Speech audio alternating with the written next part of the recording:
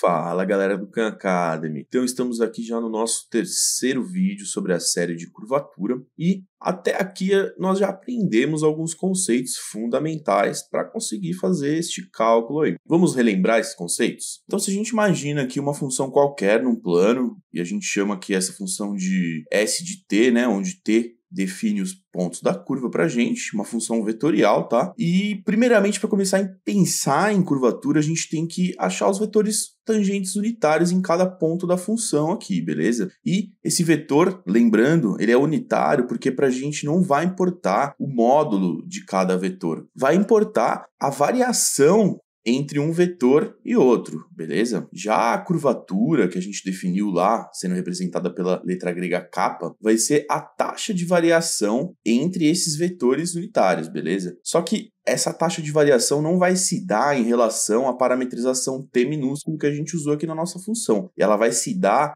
em relação ao comprimento de arco da função. E lembrando que esse comprimento de arco aqui, né, se eu pegar um trecho da função aqui, essa linha aqui vai ser o comprimento de arco. E diminuindo até virar uma distância muito pequena, né, uma distância infinitesimal, vai ser o nosso diferencial ds. Como comentado no vídeo anterior, se nós pusermos todos esses vetores tangentes unitários aí em um plano próprio, então vamos desenhar aqui um plano XY, desenhar os vetores. A gente tem o primeiro aqui, o segundo, o terceiro, tá? A pergunta que a gente tem que se fazer para conseguir entender essa curvatura é qual que é a mudança entre esses dois vetores. E é justamente esse diferencial aqui que a gente está procurando, que é o dt, beleza? Essa derivada aqui iria retornar para a gente o vetor que conecta a ponta de dois vetores tangentes unitários sucessivos. Então, seria esse vetor aqui em azul. E como a gente definiu anteriormente, esse valor da curvatura ele é um valor absoluto. Então, a gente vai se importar com o tamanho desse vetor, o módulo desse vetor, beleza? Então, voltando aqui para o nosso kappa, que é a curvatura,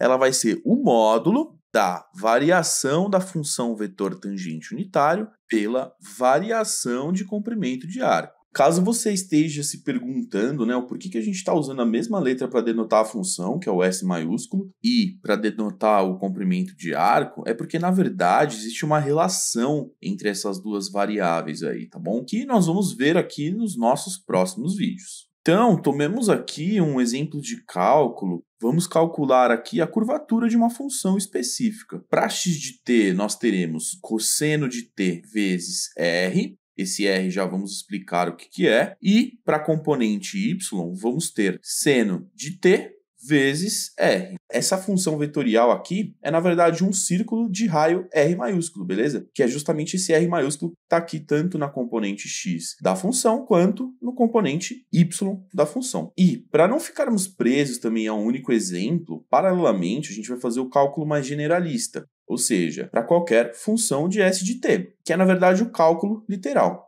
A gente vai fazer esse cálculo paralelamente porque a função específica, né, essa função seno de t vezes r, cosseno de t vezes r, ela é simples, é fácil de fazer, mas um pouco simples demais ao ponto de não mostrar realmente a complexidade do cálculo que nós estamos realizando. E já, se a gente fizesse só o cálculo generalista, cálculo literal, ele é tão complicado que pode acabar te confundindo e não te dando um feeling assim do que a gente está calculando, beleza? Então, o primeiro passo para a resolução desse tipo de problema é qual é essa função que nos dá o vetor tangente unitário em cada ponto da nossa função original. É justamente o que a gente está chamando aqui de função vetor tangente unitário, que é o quê? Você tem uma função original, que no caso é o nosso S de t, e a gente precisa encontrar uma função que, para cada ponto da função original, vai nos retornar o vetor tangente unitário correspondente, beleza? Então, nós teremos aqui a função t maiúsculo, tá? Que é o que a gente usou para denotar essa função que retorna para a gente todos os vetores tangentes. E nós já temos uma ideia de qual tipo de cálculo pode nos retornar estes vetores tangentes aí, beleza? Por enquanto, sem ser unitário, nós vamos ter que usar uma técnica aí para transformar esses vetores tangentes que nós vamos encontrar em unitários. E é justamente a derivada dessa função aqui em relação a t minúsculo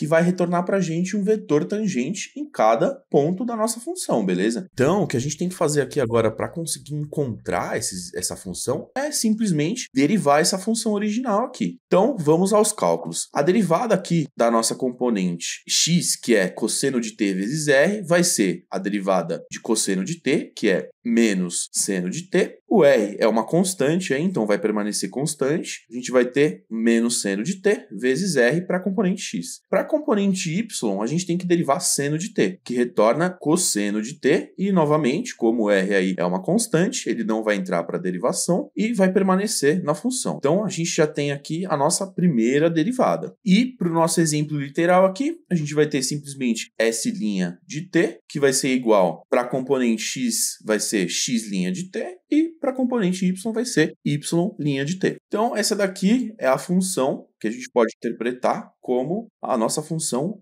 vetor tangente, beleza? Só que tem um problema aqui. Essa função vetor tangente está retornando para a gente um vetor com um módulo maior que 1, ou seja, esses vetores tangentes que a gente está encontrando através dessa derivada aqui, eles não são unitários, beleza? Então, o que a gente vai ter que fazer agora é normalizar essa derivada aqui, ou seja, encontrar o módulo dela e dividir esses vetores pelo próprio módulo dela para que a gente atinja aí o nosso vetor tangente unitário. Então, a gente vai ter aqui t maiúsculo de t, beleza? Vai ser igual ao s' de t, que é a primeira derivada da nossa função, dividido pelo módulo do próprio s' de t, beleza? Vamos aqui calcular esse módulo da função s' de t. Raiz quadrada de seno ao quadrado de t vezes r quadrado, mais cosseno ao quadrado de t vezes r quadrado. Então, aqui a gente vai pôr esse r quadrado em evidência. Então, teremos r quadrado que multiplica seno quadrado de t mais cosseno quadrado de t, entre parênteses aqui, tá? E nós podemos tirar esse r quadrado de dentro da raiz quadrada, beleza? Então, vamos cortar aqui e aqui, né? Como se cortasse, tá? Tirar esse r e a gente fica com r que multiplica raiz quadrada de seno quadrado de t mais cosseno quadrado de t. Se você se recorda um pouco de trigonometria, você vai lembrar esse seno quadrado de t mais cosseno quadrado de t é o nosso teorema fundamental da trigonometria, beleza? E ele é sempre igual a 1. Então, o módulo aqui da nossa primeira derivada, ele vai ser simplesmente r. E obtendo esse módulo da derivada, agora a gente consegue normalizar essa função e obter a nossa função vetor tangente unitário. Então, aqui para a componente x, nós teremos menos seno de t vezes r dividido por r, que vai nos resultar somente em menos seno de t. E para a componente y é igual. Teremos cosseno de t vezes r dividido por r, que no fim vai resultar em cosseno de t apenas. Está aqui definida a nossa função vetor tangente unitário, beleza? Chegamos aqui ao propósito desse nosso terceiro vídeo. Vamos ter mais vídeos aí explicando mais a fundo, dando mais fórmulas, beleza? Então é isso, galera do Khan Academy. Nós nos vemos no próximo vídeo.